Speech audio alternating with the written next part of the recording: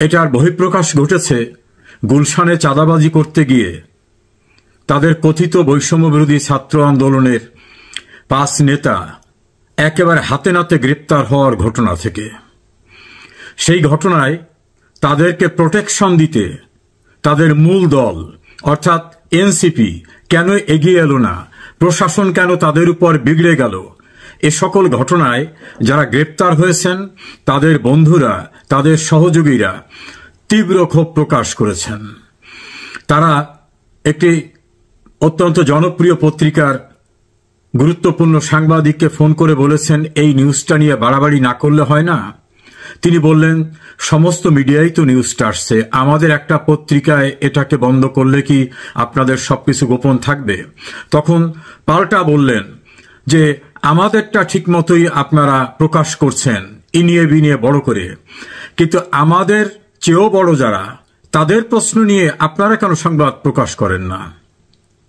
ওই সাংবাদিক বললেন, আপনারা তো তথ্য দেন না।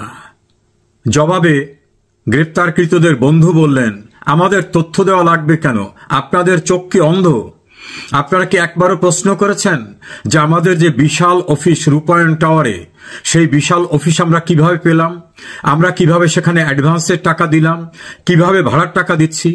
আমরা যে সম্মেলন করলাম আমাদের আত্মপ্রকাশের, সেই সম্মেলনের কোটি কোটি টাকা কোত্থেকে এলো? আমরা যে সারা দেশে ঘুরে বেড়াচ্ছি সেখানে যে কোটি কোটি টাকা ব্যয়, সেগুলো কোত্থেকে এলো?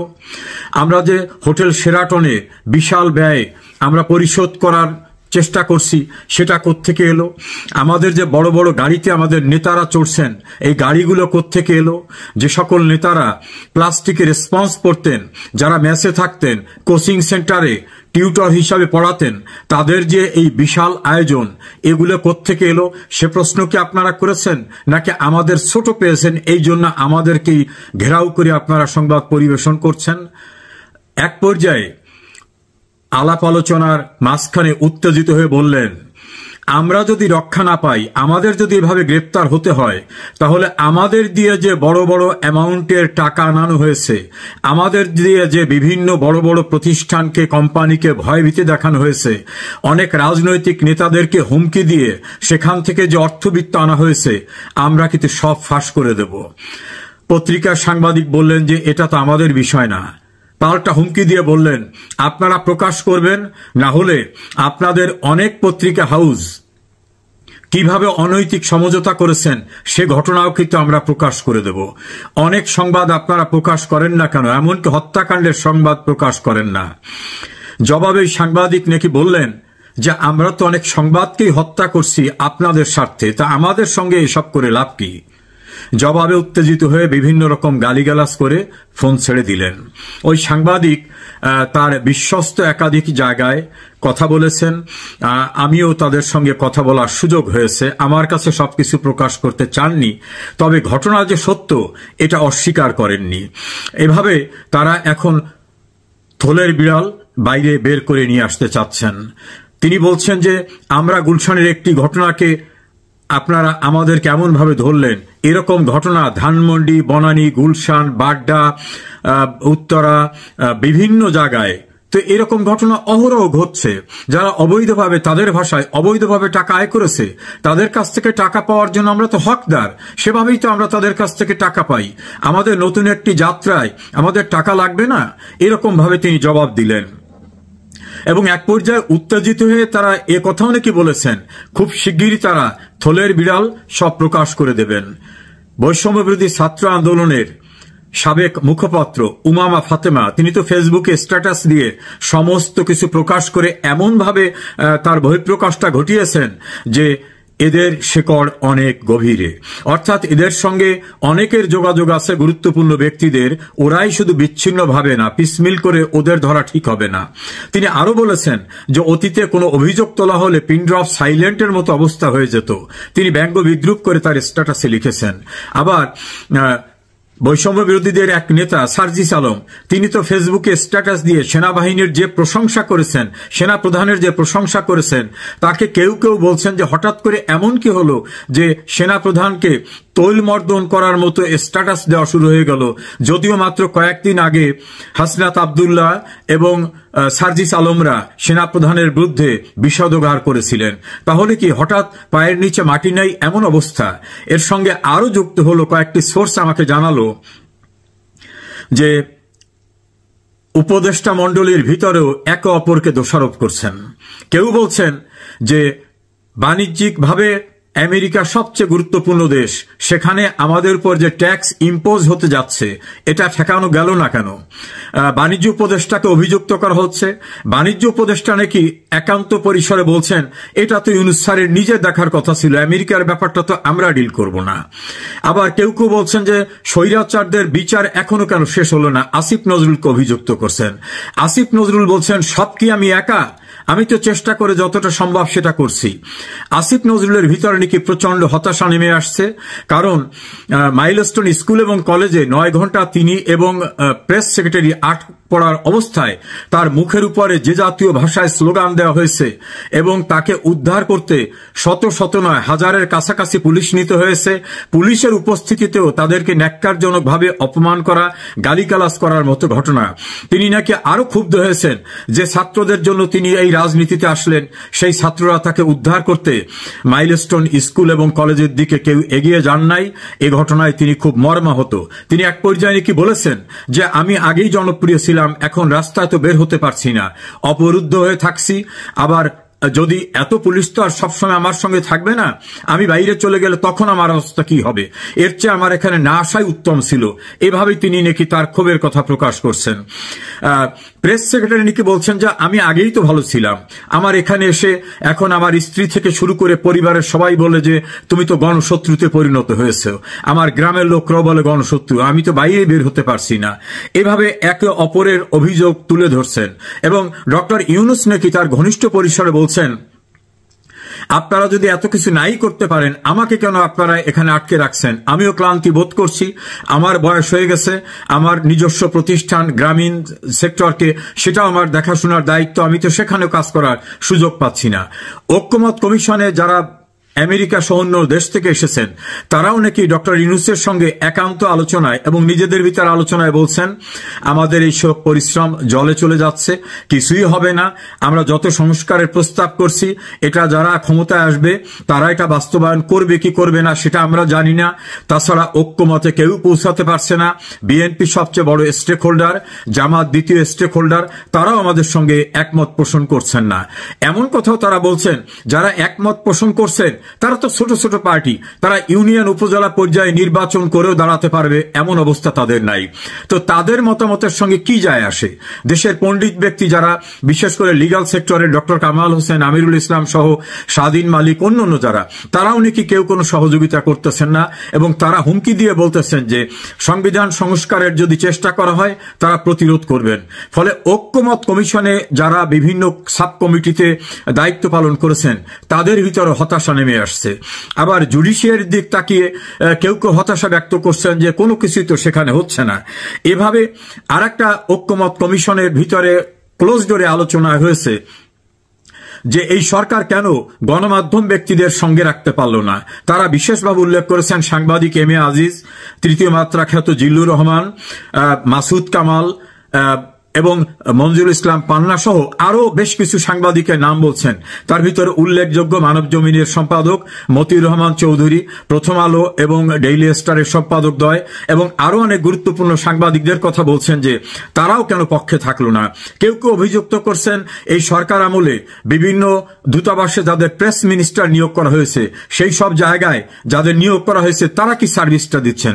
তারাও তো কোনো আমাদের কোনো ফ্রুটফুল রেজাল্ট দিতে পারছেন না।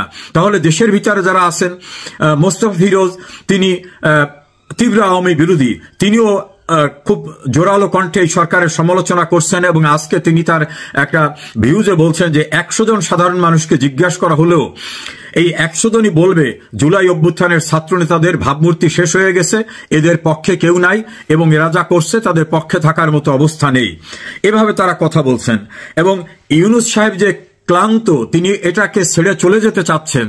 এ বিষয়টা একাধিক উপদেষ্টা বলেছেন, অন্তত 5 জন উপদেষ্টা বলেছেন যে আমাদেরকে এখান থেকে রিলিজ করা হোক, যেটা ইউনূস সাহেব অতীতে বলেছিলেন যে আমার বেশ কয়েকজন কলিগ তারা বলছেন যে আমাদের পোষাচ্ছে না, আমরা চলে যেতে চাই। এর ভিতরে একজন তো শিক্ষা উপদেষ্টা, তিনি বিদায় নিয়েছেন। নির্বাচন কমিশনের দায়িত্বে যারা আছেন তাদের ভিতর 3 জন কমিশনারের পারিবারিক সূত্র অত্যন্ত ঘনিষ্ঠ পরিবেশকে জানিয়েছেন যে কেএম নুরুল হুদার যে পরিণতি হয়েছিল, এই পরিণতি আমাদের জন্য হতে পারে, আমরা এখানে দায়িত্ব পালন করতে চাচ্ছি না। তারা কি অজুহাতে সরে যাবেন এজন্য তারা পথ খুলছেন। এমনকি চিফ ইলেকশন কমিশনারের অত্যন্ত ঘনিষ্ঠ একটি সূত্র জানিয়েছে যে তিনি যতই বলুন না কেন আমি ভয় পাচ্ছি না, আমি ভয় পাচ্ছি না, বারবার এই ভয় পাচ্ছি না বলার ভিতর থেকে প্রকাশ হচ্ছে যে আসলে তিনিও ভয় পেয়ে যাচ্ছেন। দুর্নীতি দমন কমিশনে যারা দায়িত্ব পালন করছেন তাদেরকে তড়িঘড়ি করে শেখ হাসিনা, তার পরিবার এবং তাদের ঘনিষ্ঠজনদের বিরুদ্ধে একের পর এক মামলা দিতে বলা হয়েছে। এমনকি মামলার প্রাথমিক যে অনুসন্ধান, সেই অনুসন্ধানে উল্লেখযোগ্য কোনো ম্যাটেরিয়াল না পাওয়া সত্ত্বেও মামলা করতে বলা হয়েছে। বাংলাদেশের সমস্ত জেলার আওয়ামী লীগ এবং আওয়ামী লীগের সহযোগী সংগঠনের নেতাদের বিরুদ্ধে মামলা করতে প্রচন্ড চাপ সৃষ্টি করা হচ্ছে। এখন এফআইআর করতে গিয়ে কিছু কথা তো বলতে হবে যে এই তথ্যপত্র পাওয়া গেছে যার ফলে তাদের বিরুদ্ধে মামলা করলাম।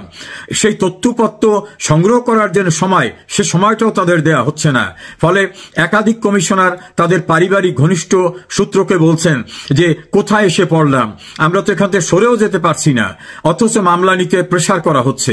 এই রকম পরিস্থিতির ভিতরে প্রচন্ডভাবে ইউনূস শিবিরে প্রচন্ডভাবে হতাশা নেমে আসছে এবং একে অপরকে অভিযুক্ত করছেন যে অভিযোগের কারণে ইউনূস সম্মিলিতভাবে কোনো সাফল্য তো নেই, ব্যর্থতা নিয়ে কিভাবে বিদায় নেবেন সে বিষয়টা নিয়েও নাকি তিনি অত্যন্ত ক্লোজ ডোরে তার পারিবারিক এবং তার গ্রামীণ ব্যাংক সিন্ডিকেটের সঙ্গে যারা জড়িত এবং তার বিদেশি বন্ধুদের সঙ্গে নাকি আলাপ আলোচনা করছেন যে কিভাবে তিনি একটা সেফ এক্সিটে চলে যেতে পারেন। অন্যদিকে তাকে নির্বাচন যে কোনো মূল্যে করে চলে যেতে হবে, এভাবে চাপ সৃষ্টি করা হচ্ছে। আবার জামাত ইসলামী এবং এনসিপি সহ এই ঘরানার যারা, তারা বলছেন যে কোনোভাবেই আপনি নির্বাচন দিতে যাবেন না, কারণ আমরা এখনো গুছিয়ে উঠতে পারিনি। ইউনূস অসতর্ক অবস্থায় বিদেশে এক সাংবাদিককে বলেই ফেলছিলেন যে আমার নিয়োগকর্তা যারা ছাত্ররা, তারা তো একটা দল করেছে, তাদের গুছিয়ে উঠতে, প্রতিটি জেলায় জেলায় কাজ করতে তো আমার সময় দিতে হবে। এবং সেই সময় দিতে গিয়ে তিনি চরম বিতর্কে পড়েছেন। অর্থাৎ তাদের যে একটা প্রচন্ড জনপ্রিয়তা ছিল, এরকম একটা ধারণা ইউনূসের কাছে ছিল। এখন তিনি দেখছেন যে সাজোয়াজান আর্মির, বিজিবি, র্যাব, পুলিশ, সরকারি প্রতিষ্ঠানকে কাজে লাগানো, হোটেলকে রিজার্ভ করে দেওয়া, এমনকি বিদ্যুৎ উৎপাদনকারী প্রতিষ্ঠানকে সমস্ত বিদ্যুৎ তাদের সমাবেশে দেওয়ার কথা, স্কুলকে ছুটি দেওয়ানো, বিভিন্নভাবে তিনি এদেরকে প্রোভাইড করার যে চেষ্টা করছেন, তারপরেও কোনো সাড়া আসছে না। গোপালগঞ্জে প্রচন্ড প্রতিরোধের মুখে পড়া, কক্সবাজারের চকরিয়ায় সেখানে ভয়ঙ্কর অবস্থার ভিতরে পড়া, গাজীপুরে হাসনাত আবদুল্লাহ আহত হওয়া, চট্টগ্রামে মঞ্চে বোতল ছুড়ে মারার মতো ঘটনা, বিভিন্নভাবে তাদের সঙ্গে আর যে কেউ আসছেন না এবং ছাত্র যে উত্তাল ক্ষোভ, সেই ক্ষোভের মুখোমুখি হতে ওই সময়ের আন্দোলনের যে সার্জিস, আসিফ মাহমুদ, সজীব ভুইয়া, হাসনাত আবদুল্লাহরা সেখানেও যেতে সাহস পাচ্ছেন না। অর্থাৎ তাদের চেয়েও অনেক বেশি ছাত্ররা সুসংগঠিত হয়েছে এবং যাদের নিয়ে তারা আন্দোলন করেছিলেন তাদের অনেকেই তাদের শিবির ছেড়ে চলে গেছেন এবং প্রকাশ্যে তাদের সমালোচনা করছেন। যেমন উমামা ফাতেমা সহ আরো অনেকেই, চিত্র জগতের বাঁধন সহ অনেকেই তাদের ছেড়ে চলে গেছেন এবং প্রকাশ্যে তারা বিভিন্ন রকম ইন্টারভিউ দিচ্ছেন। ফলে সামগ্রিকভাবে ইউনূস শিবিরে প্রচন্ড হতাশা, তাদের ভিতরে ছেড়ে দিয়ে কিভাবে পরিত্রাণ পাবেন সে পথ তারা দেখছেন না। আবার নির্বিঘ্নে নির্বাচনও করে উঠতে পারবেন এমন অবস্থাও না। আওয়ামী লীগের সারা দেশে যে উত্তাল একটা প্রতিরোধ শুরু হয়ে গেছে, আওয়ামী লীগ শুধু না, যারা আওয়ামী লীগ করেন না তারাও অর্থনৈতিক দুরবস্থার কারণে, দেশে বেকারত্ব বেড়ে যাওয়ার কারণে, মুদ্রাস্ফীতি বেড়ে যাওয়ার কারণে সবকিছু মিলে শিল্প সেক্টরের গুরুত্বপূর্ণ ব্যক্তি একে আজাদ বলছেন 40 বছরে তিনি এমন দুরবস্থার ভিতরে পড়েন নাই। এটা তার কথাই শুধু না, ব্যবসায়ী কমিউনিটির কথা। এই রকম পরিস্থিতিতে ইউনূস শিবির এখন আতঙ্কিত, কিভাবে সেফ এক্সিট নেওয়া যাবে, না হলে আওয়ামী লীগ এবং যারা দেশে বিভিন্নভাবে ক্ষতিগ্রস্ত তাদের মুখোমুখি কিভাবে হবেন, তাদের জনসাপোর্ট কোথায়। আবার ইসলামিক দলগুলির ভিতরে ঐক্য তারা দেখছেন না। চরমোনাইয়ের ইসলামী শাসনতন্ত্র আন্দোলন বাংলাদেশ, হেফাজত, তারাও জামাতের সঙ্গে ঐক্যের চেয়ে বেশি বিরোধ সেখানে দেখা যাচ্ছে। সবকিছু মিলে লেজে গোবরে অবস্থায় ইউনূস শিবির এখন আতঙ্কের ভিতরে আছেন। যে কোনো সময়ে অনাকাঙ্ক্ষিত একটি ভয়ঙ্কর পরিস্থিতি দৃশ্যমান হওয়ার জন্য অনেকেই অপেক্ষা করছেন এবং অনেকেই মনে করেন যে এরা চূড়ান্তভাবে ব্যর্থ হয়ে গেছে, নতুন করে ব্যর্থতার কিছু না, এরা সেফ এক্সিট নিয়ে বেরিয়ে যেতে পারবে এমন কোনো সম্ভাবনাও নাই।